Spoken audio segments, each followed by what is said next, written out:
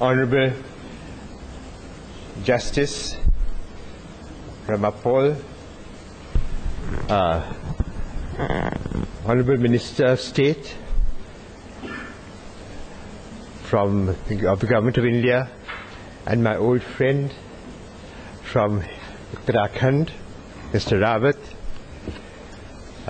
friends. It's a great pleasure for me to come and talk to you today about an issue, of course, that is agitating many people across the country, and that is the effectiveness of these institutions which have been created for the safeguarding of the rights of the minorities in our country. Let me give to you a little about the background of why you needed this commission, the necessity for having these commissions. A lot has been said about what they're doing and what they're not doing. The need for these commissions started to be felt in the 70s, as is evident. The National Commission for Minorities was the first to be set up at that time, because initially it had been felt, and as Professor Vani has just explained, it was felt that the Constitution safeguarded the interests of the minorities, and therefore nothing further really needed to be done, because the minorities had been declared by the Constitution to be equal citizens of India with all else. But India itself, and I think this is something that we must understand, is never and never was a nation state like the nations of Europe. It was always a multi-ethnic, multinational, multilinguistic society. And this has been so since ancient times. The origins, the political origins of India lie in the time of what is called the Sola Samahajanapada, in the 6th century BC, the 16 great states. And these 16 great states also stretched from Afghanistan in the northwest to Bengal in the east, which at that time was called Anga. Afghanistan was, of course, Gandhara to Anga. And from that then rose empires. The first one, of course, Magadha, which was located, as you know, in the location around Bihar, present-day Bihar, and then thereon into modern times. It is only in modern times that the concept of the nation began to emerge, and this was a concept that was brought in by the Europeans. Otherwise, this was always a multi-ethnic state. And Professor Wani has just quoted to you from the Emperor Babur, his will to his orders, his advice to his son. But it's also interesting to know that that advice springs from an ancestor of the Emperor Babur, and that was the great Genghis Khan, who has probably ruled the largest empire that the world has ever known, stretching from China in the east up to Moscow in the north, and Poland and Hungary in the west. Now that was an empire which he ruled, and his successors ruled, for more than 200 years, nearly 300 years, on the grounds of giving a place, giving a space to each of its multi-ethnic communities. Its traders, its tradesmen sprang from India, although India was not under the Mongol rule, but he used Indian tradesmen to promote his trade. Agriculturists came from Central Asia, peasants, the peasantry, because the Mongols themselves were really a pastoral race. Education came through madrasas, which were at that time the most advanced education institution anywhere to be found, and so on. China contributed, the West contributed, the Central Asia contributed. And he sought to give a position of each of these in his society, and the Mughals were a direct descendant of that tradition, which they then replicated in our country, holding an empire together from 1526 effectively to the middle of the 18th century, and then even after that, the dynasty lasted, as you know, till 1857. That was destroyed in 1857, and that tradition was also sought to be destroyed. An effort was made. We all have heard of the concept of divide and rule, but those of you who have been students of history will know that policy of divide and rule was exercised across the board to make every Indian community feel different to every other Indian community, and particularly the Hindus and the Muslims, because the uprising or the War of Independence of 1857 was the greatest challenge to the British Empire that empire had ever faced. And it is Lord Macaulay who later came up with the education policy for India, who himself said that these people, if they're allowed to feel that they are one group, then we will never be able to rule them. And this was a lesson of 1857 which they sought to undo. Now today, we are building a nation on the basis of this multi-ethnic, multicultural diversity of many, many states, which came together under the aegis of the Mughal Empire, because the British Empire was a direct offshoot of what had been the Mughal Empire at its very height. And these kingdoms, these principalities, all had come together with that and were sought to be molded into a nation on the concept of equality. Equality for all, equal rights for all. But then India had been through a violent partition, the kind of partition also that no other country has ever experienced, which divided this country and its old tradition along religious lines. So that had to be overcome. And it was found that it was not being successfully handled. So the first attempt at attempting to successfully handle that, such a committee has come now, at that time was to set up a commission of this nature which would safeguard the rights of the minorities. And Rafi Sahib has spoken about more communities being now regarded as minorities. It has been, you've been informed as to the communities which are recognized as minorities. The plea is that more should be recognized. The Jains have been agitating for this, and others also feel that they have a right to be so recognized. I noticed my friend from the Baha'i temple here. So there are these requirements, there are these demands. But I think a definitive ruling has come from the Supreme Court in this case, in this matter, which is Bal Patil versus the Union of India, 2005, in which the Supreme Court has held, it actually went into the need for having an institution like the National Commission of Minorities, and therein held that in India, India is a country of minorities, and if you reflect on that, it is true. There is no single community which can claim to have a majority in the country as a whole, like you can claim in Europe, because Europe states, the countries are molded around ethnic and religious lines. India never was. So you cannot actually claim that any particular group is a majority. You cannot even claim across the country that men are a majority, because in Kerala women are a majority. So who do you then describe as a minority?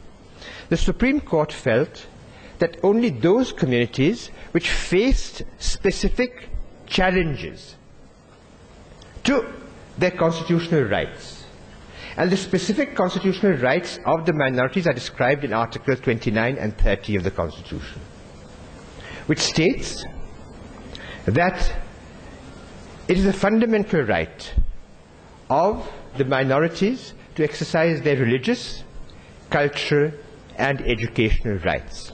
So where these are challenged, any of these, they are to be declared and treated as a minority. Therefore, the task of the National Commission of Minorities is now clearly spelt out. It is to safeguard, to be an instrument to safeguard the educational, cultural and religious rights of the minorities, in addition to, of course, all the other fundamental rights to which they are also entitled, which are the rights for the whole of the Union of India. Now, having said that, let me address many of the issues which were raised here. Dr. Basit has raised certain issues, and I have noted, of course I was interrupting him when he was speaking to say no, no, no, but anyway, I have noted the points which he has made. There is need for a better exposition, although Ravi Sahab said that we have been a little more in the news in the recent past, but there is a need to overhaul our public information system. That is the case, and I promise to try and improve it to meet your high standards, so that the work that is being done by the Commission is made more transparent. It was mentioned that we should start also launching on public inquiries. I'd like to inform you, and of course I'd like to inform Ravaji also because it concerns his state. We have held the first of such public inquiries in Dehradun with the Van Gujar community, which was brought by Professor Dr. Kaushal to Dehradun to come and talk to me about various problems which that community is suffering because they happen to be resident in the Rajaji National Park. But you also mentioned the question of Hyderabad, and that I think I can claim as a partial success story so far as the Commission is concerned. Because in response to persistent complaints from people from Hyderabad, we visited the state, we visited Hyderabad, and did inquire into the matter, though not, of course, in a public inquiry, by discussing it with various agencies. And you will be surprised to hear, you will not be surprised to know what actually happened, you will probably know that. In the Makkah Masjid blasts in 2007, 23 young boys were arrested in and around the Makkah Masjid area of Hyderabad. Several of them spent many, many months in prison. They were tortured, forced to confess, and then charge-sheeted before a court. In the meantime, an individual from another group, a group belonging to a radical Hindu NGO, came up with the idea that, our group was responsible for what happened there. So when the government actually charge-sheeted those cases, I'm dwelling a little on this because this is a very typical kind of case. It's interesting to know what kind of case it was, how it was addressed. In charge-sheeting the cases, there was not a mention of the Makkah Masjid. There were all the provisions of the law cited of conspiring against the state, preaching rebellion, preaching sedition, but in what way? And the proof that was sought to be produced for that was the jihadi literature was seized from their homes. Now the jihadi literature, or the purported jihadi literature, was all literature written in Urdu, which the policemen were unable to read. So anything that was written in Urdu was all jihadi literature. And this was sought to be presented in the court. The court obviously threw all the cases out. Well, the government had the good sense of not appealing after being thrown out in 3 cases in the basic court. But then, the State Minorities Commission appointed a lawyer, an advocate, a leading advocate of Hyderabad to inquire into this matter. He inquired into this matter, and he said that we should be ashamed, as Indians we should be ashamed for what we have done to our fellow citizens. And that report was suppressed. Nothing was done about it. It's very difficult to get a copy of that report. I got it then from the concerned advocate himself. Then we made a number of recommendations. One was that this is illegal detention. There was no proof against these people. Proof was fabricated against these people and they were arrested. Therefore, they deserve to be compensated for all the time that they spent in prison. And we suggested the compensation should be according to the Targeted and Communal Violence Bill, which is at present not the law yet, but he said in accordance with that it should be given. that has been given. And I think it is the first time that has ever been given. That is why I feel that that is a partial success story, but I'll tell you why partial as we go on. Second, the children there said that we can't get any jobs, because whenever we ask for a job, we have a record of having been in prison on terrorist charges. Nobody goes into these details, that's how you were acquitted and it was not found that there was any basis. We have found that there were these terrorists, no, we can't give you a job. And even if they say that we can't give it to you for this reason, coming to know that there was this thing, they will say, no, we can't employ you. So we want a character certificate. So that we recommended that each of them be given a character certificate by the police. This has also been given. But the third thing which we said was the names of those policemen who had tortured them, who had made the false charge sheet against them, were also known. And some of them have been promoted, one of them has retired. So we recommended that action, criminal action, should be taken against these policemen. No claps, please, because the action has not been taken. That is the one thing, that's why I said partial success. But to this extent, at least, it has been successful. Another case, you will all have heard of the Malegaon blasts. There again, this particular gentleman who had made confession regarding Makkah Masjid had also said that regarding the Malegaon blasts were also ours, but that was not in connection with that particular case. So his confession could not be produced in the Malegaon court, in the Malegaon trial case. Those people have spent 5-6 years in prison. And because of that confession, and because no further proof could be found against that person, those persons, there were 7 persons, who we'd actually visited in the Arthur Road jail. The commission had gone down and visited them in the Arthur Road jail. And we recommended, because the case is sub judice, obviously we can't say that they're innocent, because the case is still to be decided. But he said, now there are doubts raised regarding the evidence, and they've already spent 6 years in jail. So, at that time the CBI was prosecuting the case. We would recommend that the CBI not resist their application for bail. The CBI agreed. They said that we will not resist it, although since we have made the charge sheet, it is wrong for us not to ask the court to uphold the detention. But in this particular case, we agree we will not insist on the bail being denied. But in the meantime, the case was transferred to the National Investigation Agency. So they spent a few more months in jail.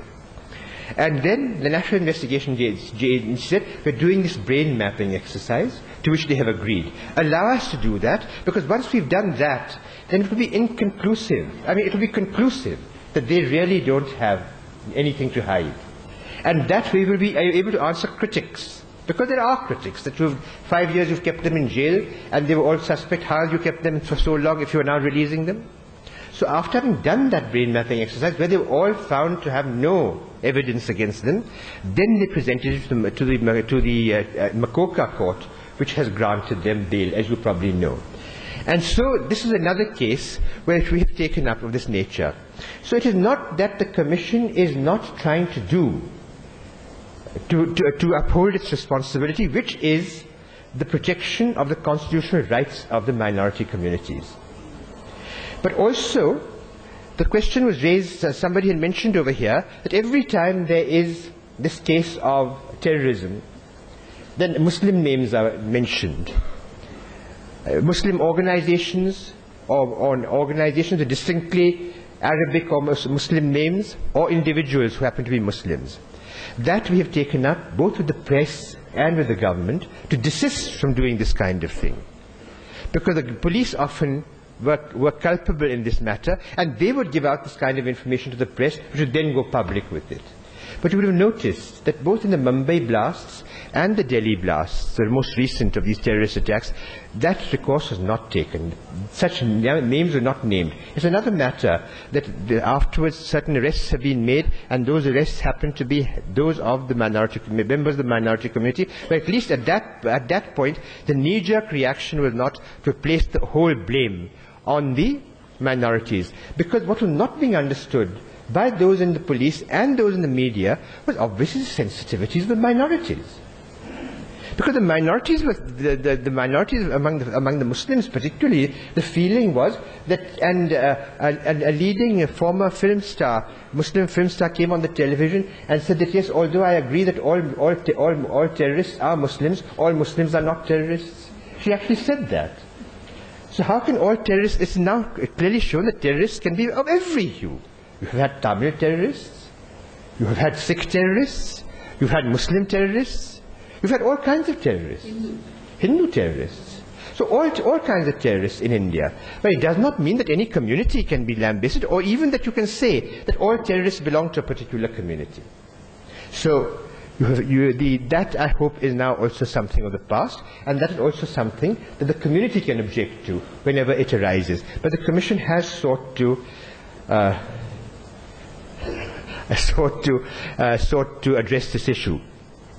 Briefly, this is really what I wanted to say. The Commission is attempting to do what it can, but briefly I might mention one or two other points which were raised here. The Commission is a grants institution. It is supposed to administer its own budget.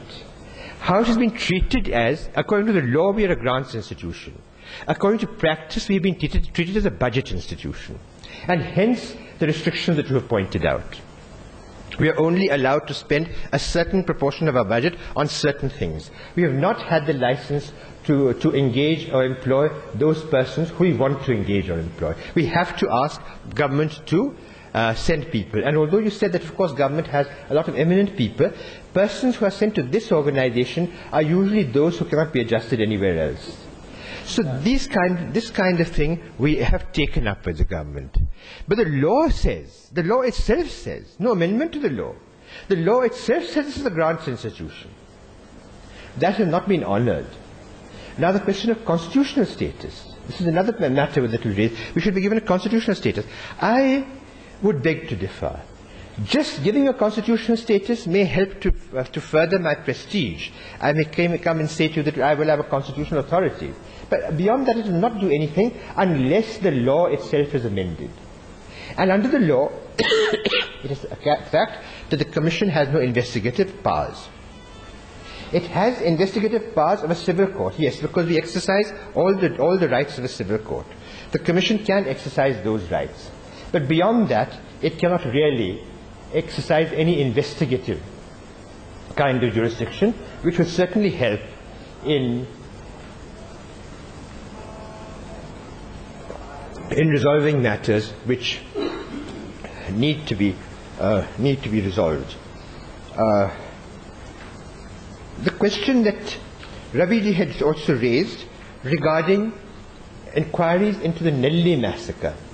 Now, every time you had a communal riot, you had high-powered commissions with representatives of the Supreme Court actually going into the details as to how it happened. Not one of them has been acted upon. So asking the Minorities Commission to now come up with another report, Nelly. Now, I will just mention this and finish with this. Nelly was a terrible massacre in which children were killed in 1982. I happened to visit that area along with Mrs. Gandhi. I was serving on her staff at that time.